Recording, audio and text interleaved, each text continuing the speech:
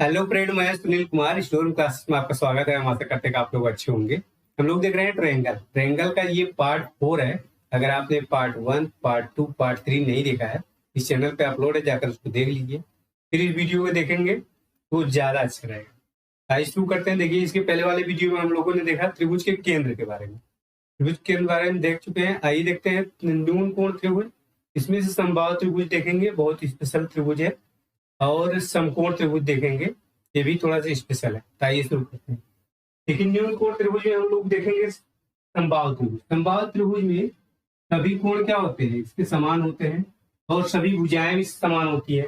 मान लेते हैं त्रिभुज एबीसी है, एक त्रिभुज एबीसी है। इसके 3 आंतरिक कोण होंगे। आंतरिक कोणों का अगर समद्विभाजक खींचा जाए तो जिस बिंदु पर ये एक दूसरे काटते हैं, वहां पे उस बिंदु को क्या बोलते हैं? उस बिंदु को अंतः केंद्र बोलते हैं। इसको क्या बोलेंगे? अंतः केंद्र बोलेंगे। ये अंतः केंद्र हो गया। तो देखिए, अंतः केंद्र से सभी भुजाओं की दूरी बराबर होती है। तो यहां से देखिए, इस भुजा की दूरी अगर निकालेंगे और यहां से इस भुजा की दूरी अगर हम निकालेंगे और यहां से इस भुजा की दूरी निकालेंगे तो ये तीनों दूरी क्या होगी? बराबर होगी। जब ये तीनों दूरी बराबर होगी, इसी को त्रिज्या मान करके एक वृत्त बना लीजिए। इसको त्रिज्या मानकर एक वृत्त बना लेंगे, ये हो जाएगा अंतःवृत्त। इसे क्या बोलेंगे? इसे बोलेंगे अंतः वृत्त। अब अंतःवृत्त की त्रिज्या निकालना, इसके पहले वाले वीडियो में हम बता चुके हैं। देखिए, इसकी त्रिज्या कैसे निकाल सकते हैं? इस त्रिभुज का क्षेत्रफल बटे इस त्रिभुज के परिमाप, अर्ध परिमाप। त्रिभुज के क्षेत्रफल बटे त्रिभुज का अर्ध परिमाप कर देंगे, वो त्रिज्या आ जाएगी। इसकी त्रिज्या कैसे निकालेंगे? त्रिभुज का क्षेत्रफल बटे में त्रिभुज का अर्ध परिमाप कर दी, त्रिज्या आ जाएगी। इसके पहले वाले वीडियो में हमने इसको बताया हुआ है। तो देखिए, ये अंतः केंद्र हो गया। अगर यहाँ देखिए लंब खींचा जाए, इस शीर्ष से इस भुजा पे लंब खींचा जाए तो यहीं पे आएगा। इसका लंब भी यहाँ पे आएगा। यहाँ पे इस शीर्ष से इस भुजा का लंब खींचा जाए तो यहाँ पे आएगा। इस शीर्ष से इस भुजा का लंब खींचा जाए तो यहाँ पे आएगा। ये लंब है, ये है लंब इस पे, और ये इस पे लंब है।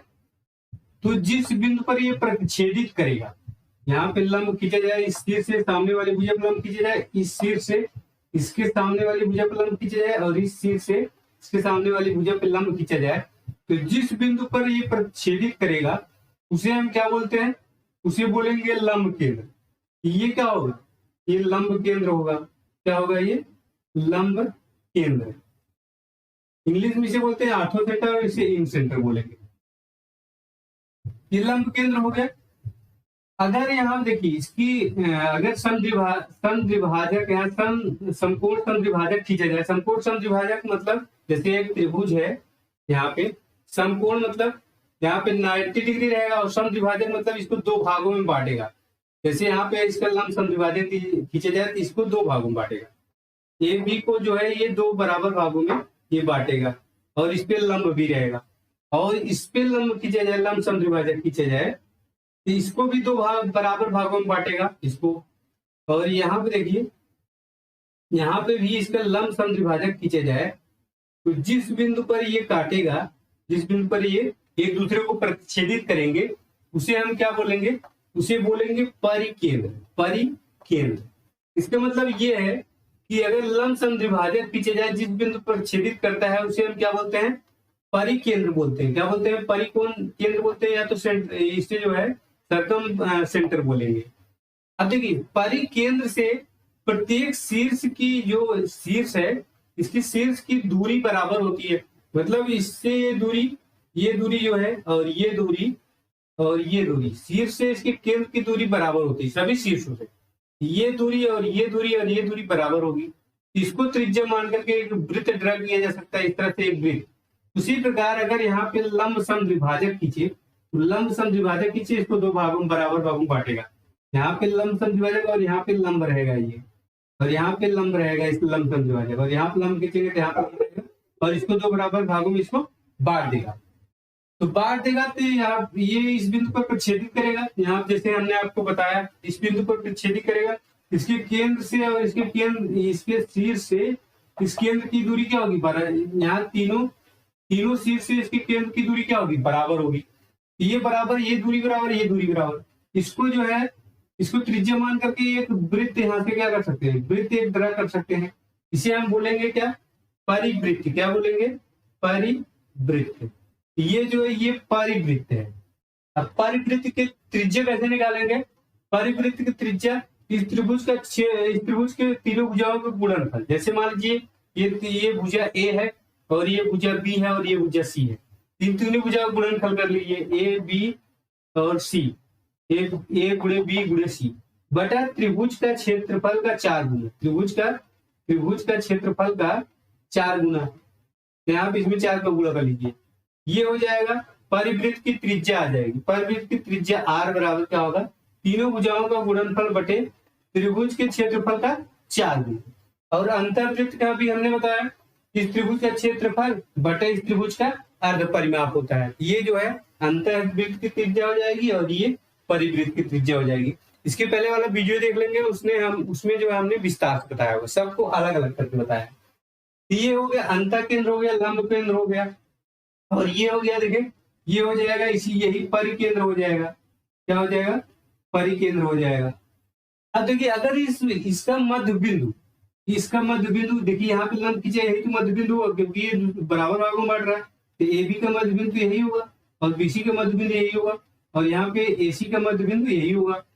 जहाँ पे देखिए मध्यिकाओं को अगर मिलाते हैं, इस शीर्ष से इसकी मध्य बिंदु को मिलाते हैं तो ये मध्यिका हो जाएगी। तो मध्यिका जिस बिंदु पर काटती है उसे हम क्या बोलते हैं, मध्यिका जिस बिंदु पर काटती है उसे हम बोलते हैं केंद्रक। उसे क्या बोलेंगे, केंद्रक बोलते हैं, या तो उसे गुरुत्व केंद्र बोलेंगे, गुरुत्व केंद्र बोलेंगे, या तो इंग्लिश में इसके क्या बोलेंगे, इंग्लिश में इसे बोलेंगे सेंट्रॉइड बोलेंगे। अगर कोई त्रिभुजाकार कोई वस्तु है तो उसका मास ऑफ सेंटर कहाँ स्थित होगा, इसके गुरुत्व केंद्र पर स्थित होगा, मतलब यहाँ पे स्थित होगा। इसका मतलब आपको ये देखने को मिल रहा है, अगर समबाहु त्रिभुज लेंगे इसके सभी केंद्र जो है एक ही बिंदु पर स्थित होंगे, इसीलिए ये त्रिभुज क्या हो जाता है, स्पेशल हो जाता है। और एक चीज के लिए ये स्पेशल हो जाता है,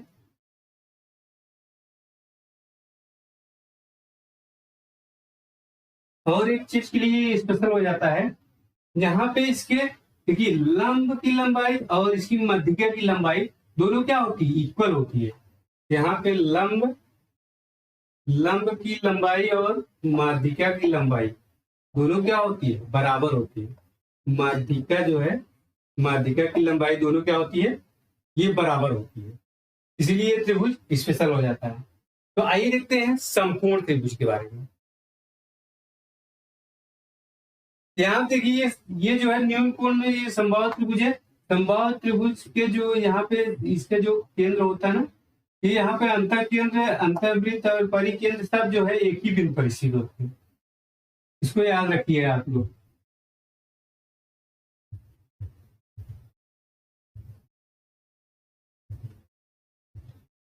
समकोण त्रिभुज, समकोण त्रिभुज देखिए, समकोण त्रिभुज किसे बोलते हैं, जब त्रिभुज की एक कोण 90 डिग्री हो जाए उसे समकोण। कोई भी त्रिभुज हो सकता है, ये कोई भी 90 हो सकता है, इसको ले सकते हैं, इसको ले सकते हैं, इसको, कोई एक कोण 90 डिग्री हो जाए उसे हम क्या बोलेंगे, समकोण त्रिभुज बोलेंगे। अब समकोण त्रिभुज में वही देखिए कोणों का अर्धक खींचिए, यहाँ पे ए बी सी, एक समकोण त्रिभुज एबीसी है, इसके कोणों का अर्धक खींचेंगे, यहाँ पे कोणों का अर्धक खींचेंगे और इसके यहाँ पे कोणों का अर्धक खींचेंगे और यहाँ से कोणों का अर्धक खींचेंगे। तो जिस बिंदु पर ये प्रच्छेदित करेगा, कोणों का अर्धक जिस बिंदु पर प्रच्छेदित करता है उसे हम क्या बोलते हैं, अंतर्वृत्त, अंतः केंद्र बोलते हैं। ये हो जाएगा अंतः केंद्र हो जाएगा, अंतः केंद्र मतलब इन सेंटर हो जाएगा। अगर यहाँ पे देखिए लंब खींचा जाए इसके शीर्ष से इस भुजा पे बीसी पे लंब खींचेंगे, तो कहीं भी यहाँ पे लंब तो बनेगा नहीं, यहाँ से यही खींचेंगे तभी तो लंब बनेगा, यहाँ पे खींचेंगे तभी तो लंब बनेगा। और यहाँ पे शीर्ष सी से अगर भुजा ए बी पर लंब खींचे, तो यहाँ देखिए यहाँ से लंब खींचेंगे तो यहाँ पे आएगा, और फिर यहाँ शीर्ष बी से भुजा ए सी पर लंब खींचेंगे तो यहाँ पे आएगा, यहाँ पे गिरेगा, ये लंब होगा। लेकिन ये तीनों कहाँ काट रहे हैं, ये देखिए तीनों जो लंब है, एक लंब ए हो गया, एक लंब ए हो गया और एक लंब ए हो गया, ये तीनों कहाँ काट रहे हैं, काट तो यहाँ पे रहे हैं, यहाँ पे बी बिंदु पे। इसका मतलब यहाँ पे हमारा ये हो जाएगा क्या, यहाँ पे हो जाएगा लंब केंद्र, ये हो जाएगा लंब केंद्र। अब देखिए यहाँ पे स्पेशल इसलिए हो जाता है कि यहाँ समकोण वाले त्रिभुज में लंब केंद्र कहाँ स्थित होता है? समकोण वाले शीर्ष पर स्थित होता है। ये लंब केंद्र कहाँ पे स्थित है?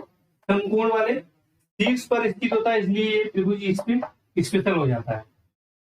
और देखिए ये लंब हो गया, ये लंब है। अगर लंब की लंबाई निकालना चाहे तो यहाँ पे लंब की लंबाई कैसे निकाल पाएंगे? इसको लंब की लंबाई यहाँ पे मान लेते हैं, ये है डी बिंदु, ये हो गया, बी हो गया, सी हो गया, डी हो गया। यहाँ पे बी डी की लंबाई निकालना चाहें तो यहाँ पे 1/BD का स्क्वायर हो जाएगा बराबर, यहाँ पे 1/AB का स्क्वायर होगा प्लस 1/ यहाँ पे CA का स्क्वायर होगा, नहीं सॉरी AB का स्क्वायर, और यहाँ पे BC का स्क्वायर होगा, BC का स्क्वायर होगा। इसको कुछ मान लीजिए, मान लेते हैं x, इसकी लंबाई क्या है? x मान लेते हैं, और ये भुजा मान लेते हैं A, और ये भुजा मान लेते हैं B, और इस भुजा यहाँ से यहाँ तक की लंबाई इसको क्या मान लेते हैं? C मान लेते हैं। यहाँ पर रखिए, ये BD बराबर हमने क्या माना? x माना, 1/x², इसको हमने क्या, AB को हमने A माना है, 1/A² और प्लस 1/, यहाँ BC को हमने क्या माना? B, यहाँ पे B रहेगा, B का स्क्वायर रहेगा। अब देखिए इसका गुणा इसमें कर लीजिए, यहाँ पे एलसीएम ले लेंगे तो क्या आएगा? A² B² आएगा। फिर देखिए इससे भाग देंगे, ये कैंसिल हो जाएगा, B बचेगा तो यहाँ पे B² हो जाएगा, और प्लस इसके भाग देंगे तो A पर A² बचेगा तो यहाँ पे गुणा A² हो जाएगा। तो यहाँ पे आया देखिए 1/x² कितना आ गया? B² plus A² B²। अब इसको उल्टा कर लीजिए, इसका उल्टा करेंगे तो क्या हो जाएगा? x² हो जाएगा, और इसका उल्टा करेंगे तो A² B² हो जाएगा, बटे में क्या हो जाएगा? यहाँ पे A² पहले लिख लीजिए, A² प्लस B² हो जाएगा। ये संबंध आ गया। अगर स्क्वायर हटा देते हैं, स्क्वायर हटा देंगे तो क्या आएगा?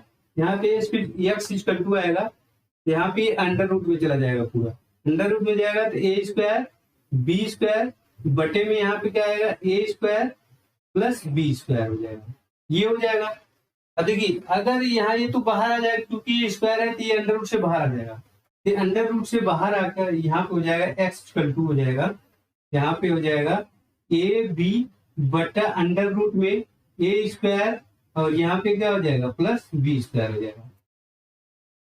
अब देखिए ये स्क्वायर प्लस B² है। अगर यहाँ पे हम C निकालना चाहें, यहाँ पे C मतलब ये कर्ण निकालना चाहें, तो कर्ण कैसे निकाल सकते हैं? इन दोनों भुजाओं, यहाँ अंडर रूट में इन दोनों भुजाओं के वर्गों का योगफल हो जाएगा, इन दोनों भुजाओं के वर्गों का योगफल होता है ये, यहाँ पे A² हो जाएगा और यहाँ पे प्लस B²।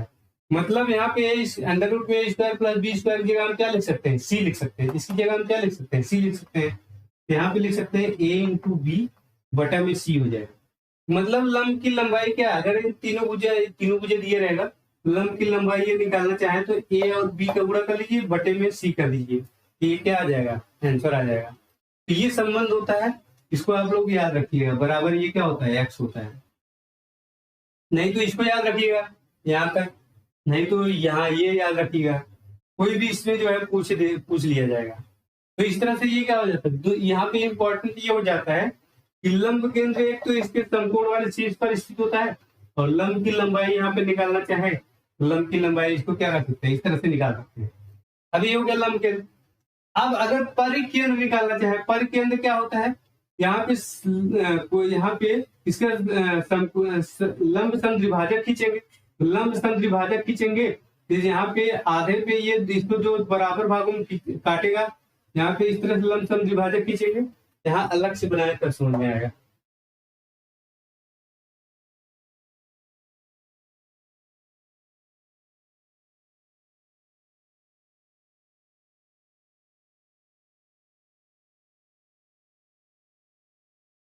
देखिए यहाँ पे लंब समद्विभाजक, मतलब इस लंब समद्विभाजक यहाँ पे खींचेंगे तो ये इसको बराबर भागों में बांटेगा और इस पे लंब रहेगा, और यहाँ पे लंब समद्विभाजक खींचेंगे तो इसको बराबर भागों में बांटेगा। यहाँ पे देखिए इसको खींचेंगे और यहाँ पे इसका लंब समद्विभाजक खींचेंगे तो इसको दो बराबर भागों में काटेगा। यहाँ पे इसको खींचेंगे, इसको आगे बढ़ाएंगे और इसको आगे बढ़ाएंगे, इसको आगे बढ़ाएंगे और इसको इस तरह से खींचेंगे, ये यहाँ पे लंब होना चाहिए, यहाँ पे ये क्या होना चाहिए? लंब होना चाहिए, और यहाँ पे ये लंब होना चाहिए, और यहाँ पे लंब होना चाहिए और इसको ये बराबर भागों में बांटना चाहिए। यहाँ पे देखिए इस तरह से हो गया, थोड़ा फिगर साफ नहीं बना है। तो जिस बिंदु पर काटेगा, ये जिस बिंदु पर काटेगा, यहाँ पे मान लीजिए काट रहा है, इसे हम क्या बोलेंगे, इसे बोलेंगे परिकेंद्र। क्या बोलेंगे? परिकेंद्र बोलेंगे। परिकेंद्र यहाँ पे देखिए, इसलिए ये त्रिभुज स्पेशल हो जाता है कि इसका परिकेंद्र कहाँ स्थित होता है, इसके जो है कर्ण पर स्थित होता है। संपूर्ण त्रिभुज के कर्ण पर इसका जो है परिकेंद्र जो स्थित होता है। अब यहाँ पर केंद्र है तो मतलब इसके शीर्ष से, हमने बताया शीर्ष, सभी शीर्षों से परिकेंद्र की दूरी क्या होती है? बराबर होती है। इसके शीर्ष से ये दूरी बराबर होगी और इसके ये शीर्ष से ये दूरी बराबर होगी और इसके शीर्ष से ये दूरी क्या होगी? बराबर होगी। मतलब ये दूरी और ये दूरी क्या होगी? बराबर होनी चाहिए। बराबर होगी तो इसको जो है देखिए, इसको और इसको त्रिज्या मान करके एक यहाँ पे वृत्त खींच सकते हैं। वृत्त खींचेंगे तो क्या हो जाएगा? परिवृत्त हो जाएगा। परिवृत्त की यहाँ पे अगर हम त्रिज्या निकालना चाहें, त्रिज्या r बराबर क्या होगा? ये कर्ण का आधा होगा। यहाँ देखिए थोड़ा सा तिरछा हो गया है, ये कर्ण का जो है ये आधा होगा। तो कर्ण यहाँ पे अगर ABC मान ले, ABC, तो यहाँ पे कर्ण क्या है? कर्ण यहाँ पे AC है, तो AC का आधा हो जाएगा। यहाँ देखिए त्रिज्या जो है, परिकेंद्र की त्रिज्या क्या होगी? AC का, ये AC मतलब ये सबसे बड़ी वाली भुजा का आधा होगा। और अगर यहाँ पे लंब की लंबाई निकालना चाहे तो लंब की लंबाई अभी हम लोगों ने निकाला था, ये लंब की लंबाई है। अगर यहाँ पे त्रिभुज लंब खींचा जाए तो ये लंब की लंबाई हो जाएगी। तो ये हो गया परिकेंद्र हो गया। इसी प्रकार यहाँ देखिए परिकेंद्र स्थित कहाँ काटेगा? इसके यहाँ पे लंबी भुजा पे यहाँ पे परिकेंद्र स्थित होता है। और ये दूरी और ये दूरी बराबर होगी। इसी को यहाँ पे इसको जो है त्रिज्या मान के वृत्त ड्रा किया जा सकता है, जैसे यहाँ पे हमने आपको दिखाया। अब बचता है केंद्रक। यहाँ देखिए केंद्रक किसे बोलते हैं? मध्यिकाओं के कटान बिंदु को जहां पे काटता है उसे हम केंद्रक बोलते हैं। तो मध्यिका मतलब इसका ये मध्य बिंदु है और इसका ये मध्य बिंदु है और इसका ये मध्य बिंदु है। यहाँ शीर्ष से इसको मिलाएंगे जैसे, और इसको जो है यहाँ शीर्ष से इसको मिलाएंगे और इस शीर्ष को इस मध्यिका को मिलाएंगे। तो जहां पर काटेगा, जहां पर मान लीजिए यहाँ पे काटता है, यहाँ पे काटेगा, इसे हम क्या बोलेंगे? केंद्रक बोलेंगे। इसे क्या बोलेंगे? केंद्रक बोलेंगे। इसे हम केंद्रक या गुरुत्व केंद्र बोलेंगे। गुरुत्व केंद्र। तो ये इंपॉर्टेंट नहीं है गुरुत्व केंद्र, ये इंपॉर्टेंट है एक लंब केंद्र। लंब केंद्र क्योंकि देखिए लंब केंद्र कहाँ स्थित होता है? संपूर्ण वाले शीर्ष पर, ये इंपॉर्टेंट हो जाता है। और दूसरा परिकेंद्र के कर्ण पर स्थित होता है, कर्ण के आधे बिंदु पर स्थित होता है। तो ये दोनों इंपॉर्टेंट हो जाते हैं, परिकेंद्र और ये लंब केंद्र। इसको आप लोग ध्यान रखिएगा बस, और बाकी इसके बारे में और कुछ नहीं पढ़ना है। आइए देखते हैं संपूर्ण समद्विबाहु त्रिभुज। संपूर्ण समद्विबाहु त्रिभुज भी स्पेशल त्रिभुज है और संपूर्ण त्रिभुज का ही भाग है। संपूर्ण समद्विबाहु मतलब ये दोनों भुजाएं क्या होती है? इक्वल हो जाए तो ये क्या हो जाएगा? संपूर्ण और समद्विबाहु रहेगा। संपूर्ण भी रहेगा और समद्विबाहु त्रिभुज भी रहेगा। आइए इसके बारे में देखते हैं।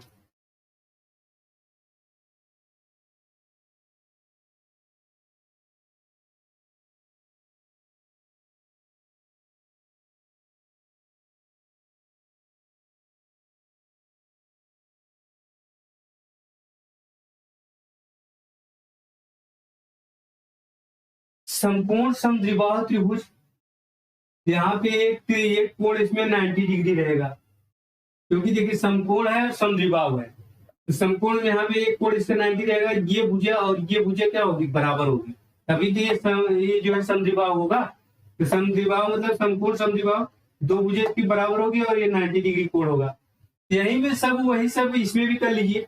यहाँ पे अगर कोणों का अर्धक खींचेंगे तो मान लीजिए ए, तो मान लीजिए बी और इसको मान लीजिए सी, कुछ भी मान सकते हैं, पी क्यू आर जो आपकी मर्जी का है, एबीसी कुछ भी मान सकते हैं। कोणों का अगर अर्धक खींचेंगे तो जहां पर काटता है वहां पर क्या होता है? अंतः केंद्र होता है। अंतः केंद्र के बारे में सभी जानते हैं। और लंब केंद्र के बारे में क्या होता है? तो इसके सभी शीर्षों से देखिए लंब खींचेंगे। अगर इस भुजा पर लंब खींचेंगे, इस शीर्ष से अगर इस भुजा पर लंब खींचेंगे तो कहाँ आएगा? यही तो आएगा। और इस शीर्ष से इस भुजा पे लंब खींचना चाहे, इसका लंब तो यहीं पे गिरेगा, यहीं पे। और इस चीज से लंब खींचना चाहे तो यहाँ पे आएगा, जहां पे आएगा। तो लंब केंद्र तो यहीं पे स्थित होगा, लंब केंद्र इसका यहीं पे स्थित होगा। मतलब देखिए ये समकोण समद्विबाहु त्रिभुज है, तो इसका लंब केंद्र कहाँ स्थित होगा? समकोण वाले शीर्ष पर स्थित होगा। और इसका जो लंब होगा ना, ये लंब क्या होगा? ये लंब देखिए, ये लंब जो है, ये लंब की लंबाई अगर हम निकालना चाहें, ये लंब की लंबाई इसकी आधी हो जाएगी। यहाँ पे देखिए, यहाँ पे लंब की लंबाई x है, हमने माना था। AC का ये क्या हो जाएगा? आधा हो जाएगा। AC का क्या हो जाएगा? आधा हो जाएगा। अब देखिए, और दूसरा इसमें क्या इंपॉर्टेंट है, अगर हम यहाँ पे परिकेंद्र खींचना चाहे, परिकेंद्र क्या होता है? इसके यहाँ पे मध्य बिंदु है, मध्य बिंदु यहाँ पे समकोण समद्विभाजक खींचेंगे। समकोण समद्विभाजक मतलब इसको दो भागों में बांटेगा और यहाँ पे समकोण गिरेगा। और यहाँ पे समकोण समद्विभाजक खींचेंगे, ये समकोण रहेगा और इसको दो भागों में बांटेगा। और यहाँ पे इसका समद्विभाजक खींचेंगे यहाँ पे, और ये 90 डिग्री रहेगा, यहाँ पे 90 डिग्री रहेगा और ये समकोण भी रहेगा। तो जिस बिंदु को प्रच्छेदित करेगा, प्रच्छेदित तो यही करेगा इसके यहाँ इसी वाले भुजा पर, उसे हम क्या बोलेंगे? उसे परिकेंद्र बोलेंगे। यहाँ पे देखिए, ये होगा परिकेंद्र। तो परिकेंद्र की लंबाई कैसे निकालेंगे? परिकेंद्र की लंबाई देखिए, ये दूरी और ये दूरी क्या होगी? बराबर हो जाएगी। ये लंबाई क्या हो जाएगी? बराबर हो जाएगी। तो यहाँ पे इसको एक त्रिज्या मान करके इसको एक जो है वृत्त ड्रा कर सकते हैं। इसे हम क्या बोलेंगे? परिवृत्त बोलेंगे। परिवृत्त की त्रिज्या क्या हो जाएगी? इसकी आधी हो जाएगी। यहाँ पे परिवृत्त की त्रिज्या भी इसकी आधी हो जाएगी, मतलब यहाँ पे AC/2 मतलब यही हो जाएगा के बराबर क्या हो जाएगा? R हो जाएगा।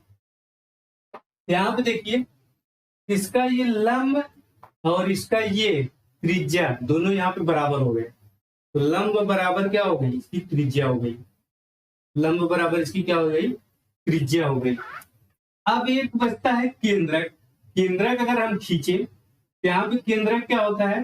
केंद्रक सभी मध्य बिंदुओं को मिला दीजिए, इसके शीर्ष से मध्य बिंदु को मिला दीजिए, उसी को हम केंद्रक बोलते हैं। इसका मध्य बिंदु ये होगा, इसको इससे मिला दीजिए, और इसका मध्य बिंदु ये होगा, इसका इससे मिला दीजिए, और इसका मध्य बिंदु ये होगा, इसका इसको मिला दीजिए। यहाँ तक यही इसका माध्यिका भी होगी। इसका मतलब यहाँ पे लंब, त्रिज्या और इसकी माध्यिका क्या होगी? बराबर होगी।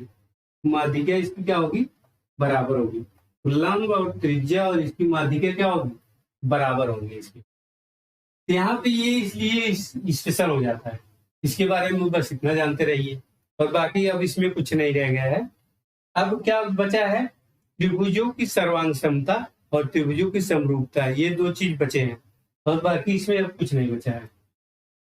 अब यहाँ पे देखिए, यहाँ पे अगर हम देखिए त्रिज्या तो ये इसकी आधी हो जाएगी, क्योंकि यहाँ पे ये बनेगा, ये दूरी और ये दूरी और ये दूरी क्या हो जाएगी? बराबर हो जाएगी। और यही तो दूरी यहाँ पे क्या है? यही तो दूरी यहाँ पे इसका लंब है, और यही दूरी अगर माध्यिका को खींचेंगे तो यही तो माध्यिका भी है। तो यहाँ पे ये तीनों क्या हो जाते हैं? बराबर हो जाते हैं। तो यहाँ पे ये कोण खत्म हो जाए। एक का और है जो अधिक कोण होता है, अधिक कोण त्रिभुज होता है, उसमें ज्यादा कुछ नहीं है और उससे ज्यादा क्वेश्चन भी नहीं आते। क्वेश्चन इसी से आते हैं, आइए उसके बारे में भी देख लेते हैं थोड़ा।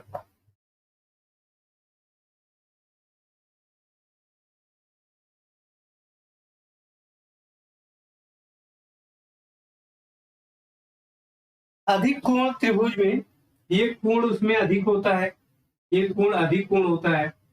तो इस तरह से यहाँ देखिए, ये अधिक कोण है, इसे अधिक कोण त्रिभुज बोलेंगे। अधिक कोण में सब कुछ तो वही होता है, एक चीज इसमें स्पेशल होता है, उसके बारे में लिख लिए, उसके बारे में जान जाइए। अगर इसका लंब समद्विभाजक खींचेंगे, इसका लंब समद्विभाजक खींचेंगे तो यहाँ पे लंब होना चाहिए और इसको समद्विभाजित करेगा, इसको दो बराबर भागों में बांटेगा। मान लेते हैं इसका लंब समद्विभाजक यही है, यहाँ इसको ऐसे खींचेंगे, और इसका लंब समद्विभाजक यहाँ पे देखिए, ये इसको बराबर भागों में बांटेगा और इस पे लंब होना चाहिए, तो इस तरह से ये जाएगा। और यहाँ पे इसका लंब समद्विभाजक खींचेंगे तो मान लीजिए यहाँ पे आता है, इसको दो बराबर भागों में बांटेगा और यहाँ पे इस पे लंब गिरेगा और इस पे ये लंब गिरेगा। तो जिस बिंदु पर काटेगा उसे हम क्या बोलेंगे? उसे हम बोलेंगे परिकेंद्र। क्या बोलेंगे? परिकेंद्र। परिकेंद्र से अब इसकी ये जो है केंद्र, यहाँ इससे शीर्ष से और इसकी दूरी क्या होती है? बराबर होती है। दूरी बराबर होगी, यहाँ से ये दूरी बराबर होगी, यहाँ से ये दूरी बराबर होगी। तो यहाँ पे देखिए, ये दूरी बराबर होगी। इसको जो है त्रिज्या मान करके क्या कर सकते हैं? एक वृत्त बना सकते हैं, उसे परिवृत्त बोलेंगे। अगर हम देखिए इसका लंब खींचे यहाँ इस भुजा से इस भुजा पे लंब खींचे तो कहाँ खींच पाएंगे? यहाँ पे लंब कहीं बन ही नहीं रहा है। इसको मान लेते हैं ये, और इसको मान लेते हैं बी, और इसको मान लेते हैं सी। इस पे लंब तो हो ही नहीं रहा, यही भुजा इस पे तो खींचेंगे तो कहीं भी इसका लंब नहीं बन रहा है। और इससे अगर इस भुजा पे लंब खींचा जाए, यहाँ देखिए इस भुजा पे लंब खींचा जाए, इस पे तो लंब खींच सकते हैं, इसके सिर से इस पे लंब खींच सकते हैं, लेकिन इसके सिर से इसके लंब खींच ही नहीं सकते। यहाँ पे अगर इसको आगे बढ़ाया जाए, इसको आगे बढ़ाया जाए तो यहाँ पे कहीं ये लंब बनेगा, यहाँ पे कहीं 90 डिग्री बनेगा, यहाँ पे क्या हो जाएगा, लंब यहाँ पे होगा। और इस भुजा को अगर हम यहाँ पे, अगर इस भुजा को आगे बढ़ाया जाए, इस भुजा को आगे बढ़ाया जाए तो यहाँ से इस भुजा पे यहाँ पे तो कहीं लंब बनेगा, ऐसे यहाँ पे लंब बनेगा, यहाँ पे ये 90 डिग्री बनेगा, यहाँ पे ये 90 डिग्री, यहाँ पे 90 डिग्री आ गया। लेकिन अब ये अगर इस लंब को आगे बढ़ाया जाए, ये कहाँ पर काटेंगे? देखिए इस भुजा को आगे बढ़ाएंगे, यहाँ पे इस भुजा को आगे बढ़ाएंगे और इस भुजा को आगे बढ़ाएंगे, यहाँ पे देखिए ये भुजा थोड़ा गड़बड़ बन गया है, ये भुजा थोड़ा सा गड़बड़ हो गया। इसको ठीक से बनाएंगे अगर, यहाँ देखिए इस तरह से इस पे लंब खींचना है, इस भुजा को इस पे, ये भुजा को इस पे लंब खींचना है।